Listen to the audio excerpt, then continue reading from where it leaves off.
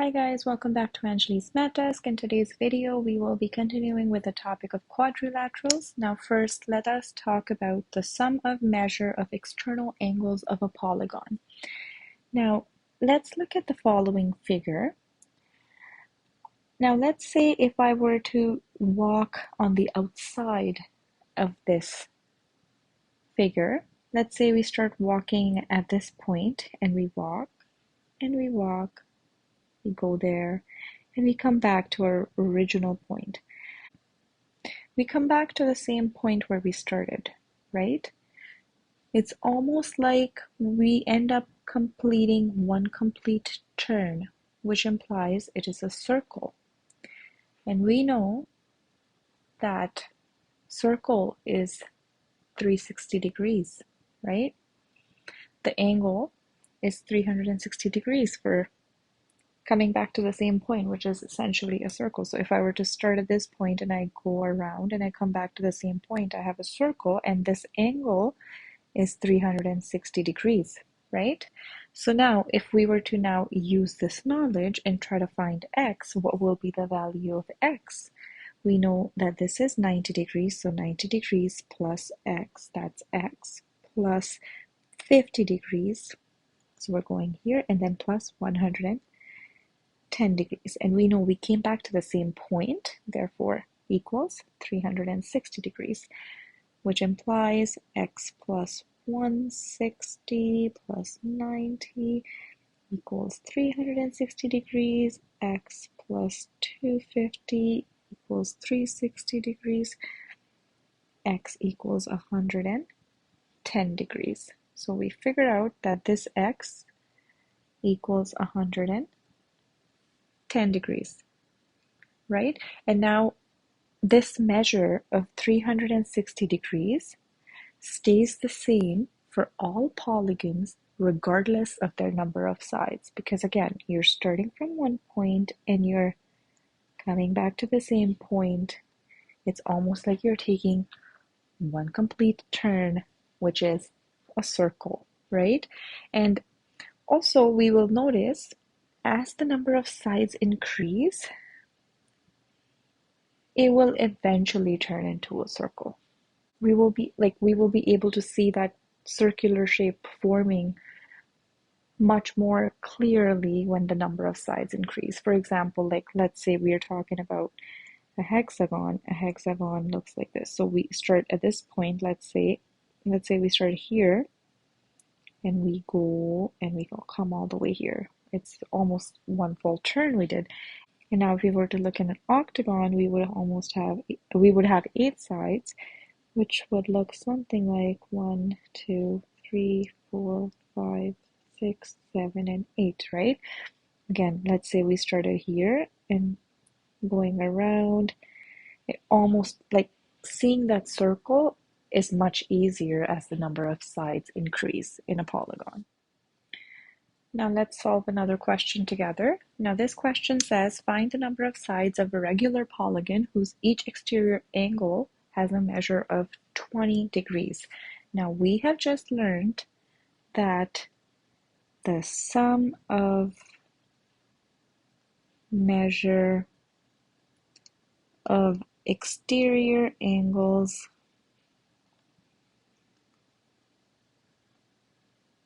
of a polygon equals 360 degrees, correct?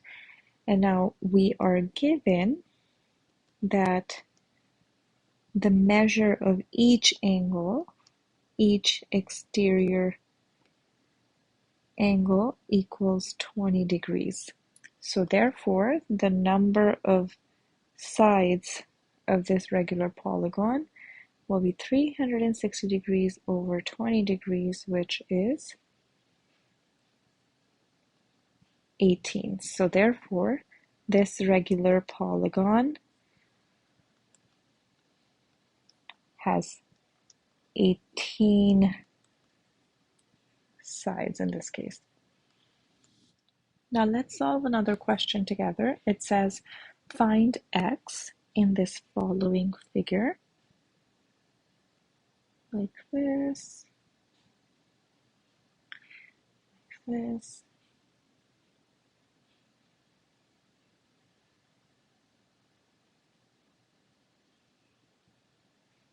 and like this. So this is our x. This is 60 degrees. This is given to be 90 degrees. And this is 70 degrees. And this is given to be 90 degrees as well. So we're supposed to find x in this situation. Okay, so in this question, let's first start with the rule that we just learned, that the sum of exterior angles of a polygon, sum of exterior angles of a polygon is 360 degrees, right? So in that case, the sum of all the exterior angles of this polygon should also equal 360 degrees. Now let's start to name these angles first. Let's say this is angle 1. This is angle 2. Let's say that this is angle 3. This is angle x, and let's just say that this one is angle 4. So in this case, if we were to say that angle 1 plus angle 2 plus angle 3 plus angle x plus angle 4 equals 360 degrees, correct? So now if we were to plug in the values, we know that angle 1 equals 90 degrees. It's given to us. We know that angle 2 equals 70 degrees. We know angle 3 equals 90 degrees, again given to us. Angle x we're supposed to find, and we know that angle 4 equals 60 degrees, correct? So when we plug all these values into the equation, what do we get? We get 90 degrees plus 70 degrees plus angle 3 is 90 degrees again, plus x plus 60 degrees equals 360 degrees, which equals 180 degrees plus 130 degrees plus x equals 360 degrees, which is what? 310 degrees plus x is 360 degrees, which implies x is 360 minus 310, which is 50 degrees. Therefore, we figure out that in this case, x equals 50 degrees. Okay, now let's solve some questions together. The first one says, what will each external angle be if regular polygon has 15 sides? So we have been given the number of sides of the regular polygon is 15. And we also know that the sum of external angles of a polygon is 360 degrees, right? So therefore, the measure of each angle is 360 degrees divided by 15, which is 24. Therefore, each angle measures 24 degrees. Now moving on to the next question. It says, find sides of a regular polygon if each interior angle equals 165 degrees. Now we have been given each interior angle equals 165 degrees, right? Which implies the exterior angle will be 180 degrees minus 165 degrees, which is 15 degrees, right? Therefore, what will be the number of sides of this polygon? That will be 360 degrees divided by 15 degrees, which is what? We just did this calculation before, which is the number of sides of this polygon is 24 sides. Now the next question says, find the minimum interior angle possible for a regular polygon. We know that for polygons, the minimum number of sides is 3, right? So the minimum number of sides, first of all, is 3. So with 3 sides, what is a polygon called? A triangle, right? And now they're saying it's a regular polygon, which means it's equiangular and equilateral. Therefore, this is an equilateral triangle, which means that each angle measures 60 degrees. Therefore, the minimum interior angle possible for a regular polygon is 60 degrees.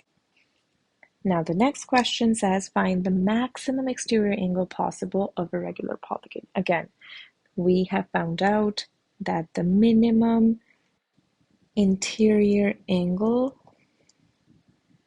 is 60 degrees. Therefore, the maximum exterior angle will be 180 degrees minus 60 degrees, which is 120 degrees. So the maximum exterior angle possible is 120 degrees. Now let's talk about types of quadrilaterals. In this video, we will talk about the following kinds. We will talk about trapezium. We will talk about kite. And we will talk about a parallelogram. All right, so let's start with trapezium. A trapezium will look something like this, or something like this. So it's basically a quadrilateral with a pair of parallel sides. So what is a trapezium? It is actually a quadrilateral with a pair of parallel sides. Now there could just be one pair of parallel sides, like in this one, or there could be 2 pairs of parallel sides, like this one, right? And now moving on to the kite, let's see what a kite would look like. A kite can look like this, right? Or a kite can look like this, right? So what is a kite? A kite is a quadrilateral with 2 distinct consecutive pairs of sides of equal length. So again, what is a kite? A kite is a quadrilateral with 2 distinct consecutive pairs of sides of equal length. So in this case, consecutive sides of equal length, right? And consecutive sides of equal length. Similarly, in this figure, consecutive sides of equal length right here, and consecutive sides of equal length right there, right? And now let's talk about what a parallelogram would look like. So this is what a parallelogram would look like.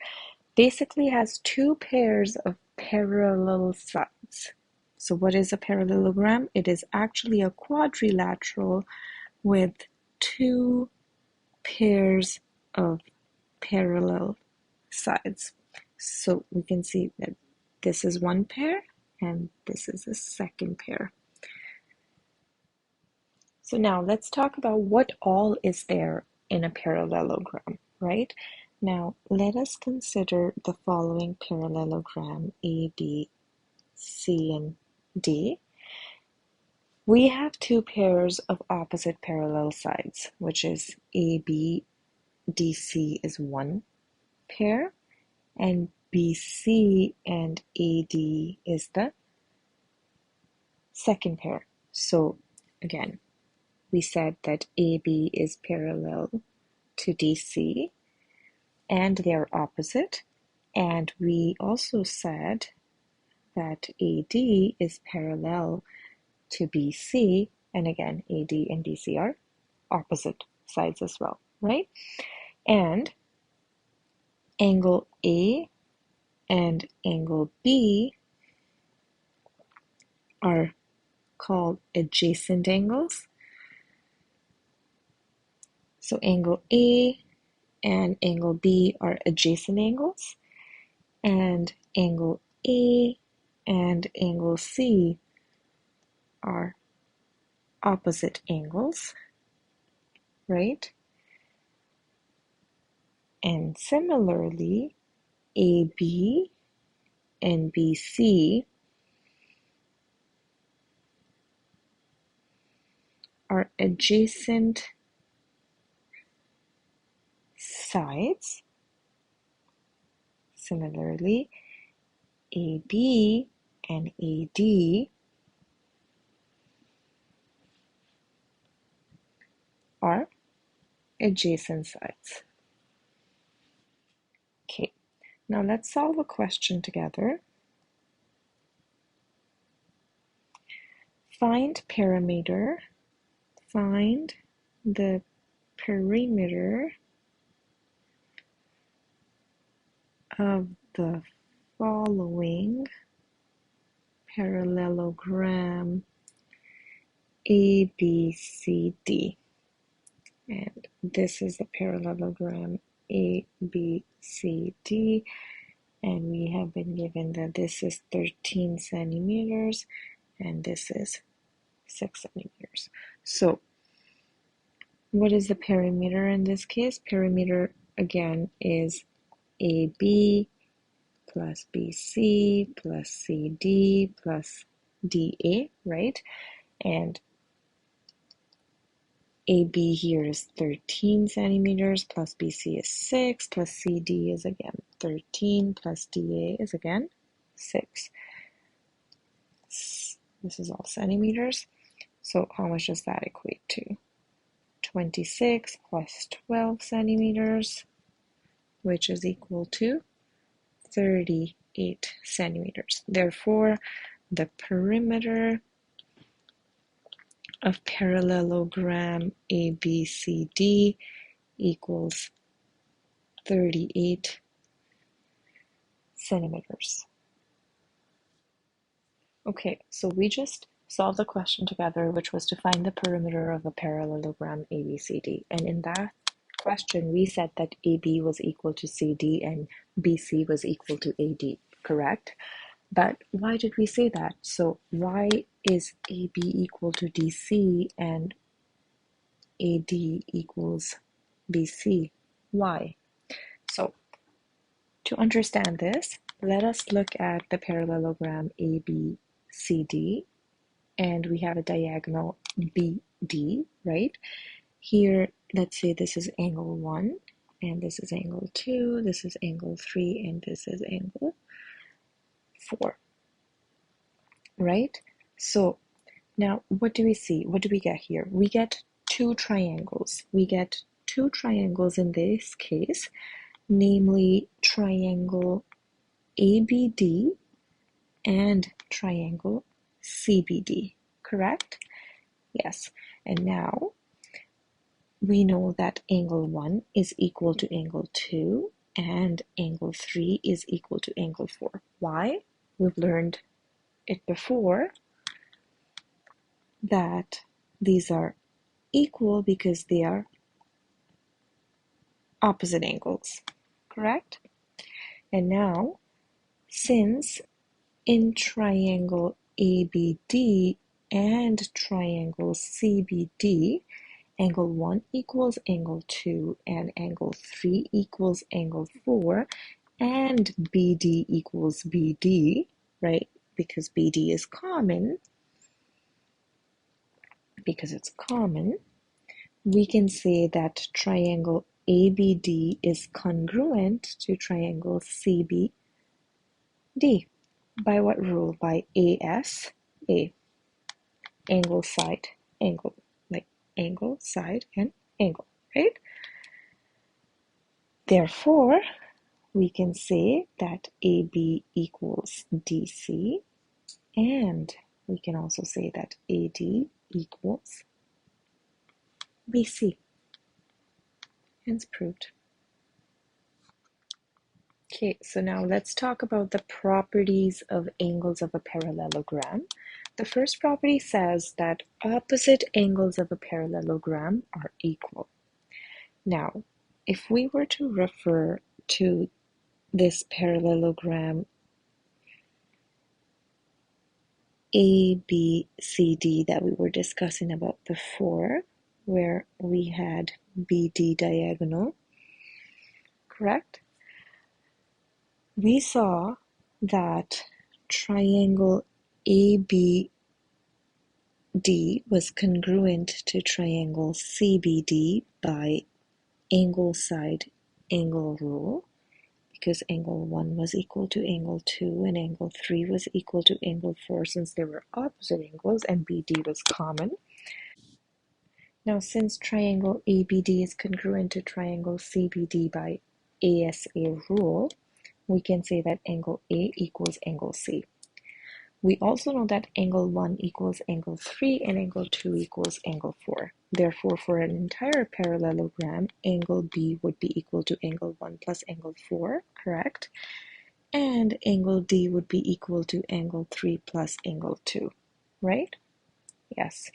Therefore, since angle 1 equals angle 3 and angle 2 equals angle 4, angle 1 plus angle 4 equals angle 2 plus angle 3, which implies angle B equals angle D as well. Therefore, now we have angle A equals angle C and angle B equals angle D. Hence proved that the opposite angles of a parallelogram are equal. Now, the second property of the parallelogram says that the adjacent angles of a parallelogram are supplementary. Now, in this case, let us consider this parallelogram ABCD. I know it might not look exactly how I want it to look, but it is a parallelogram. And let's say that angle A is 70 degrees. Now, we know that if angle A is 70 degrees, angle C is also 70 degrees because property 1, we just learned it before, right? Therefore, we can say that angle A equals angle C equals 70 degrees because, again, they are the opposite angles of a parallelogram, right? And now since angle A and angle B are supplementary, it's told to us that the second property is that they are supplementary. Therefore, 70 degrees plus angle B should be equal to 180 degrees, right? So therefore, angle B will be equal to 110 degrees in this case, since the adjacent angles of a parallelogram are supplementary. Okay, so now let's talk about the last part of this video, which is the diagonals of a parallelogram. Now, there is a property about the diagonals of a parallelogram, which goes something like this. Diagonals of a parallelogram bisect each other, which essentially means that if I were to look at this parallelogram ABCD, AO would be equal to OC and BO would be equal to OD. But why is this the case? And how is AO equals OC and BO equals OD? Now, to prove this, let us consider triangle AOB and triangle DOC. Okay, we know that In triangle AOB and triangle DOC, angle 5 equals angle 6, right? And we know that AB equals CD.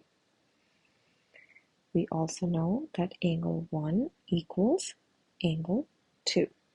Therefore, by angle side angle criterion, we know that triangle AOB is congruent to triangle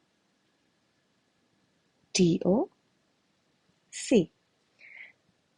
Therefore, AO equals OC and BO equals OD. Hence proved.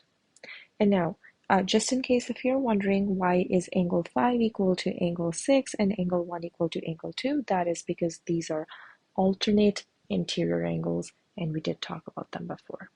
Therefore, now we have proved that the diagonals of a parallelogram bisect each other, which implies AO equals OC and BO equals OD.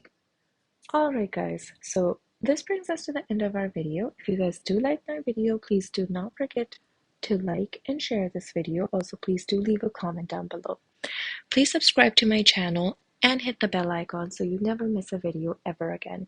Also, if you guys have any special math requests with regards to any other math topic or any question that you want me to answer for you, please do leave them in the comments down below and I will get back to you on those as well. Bye for now.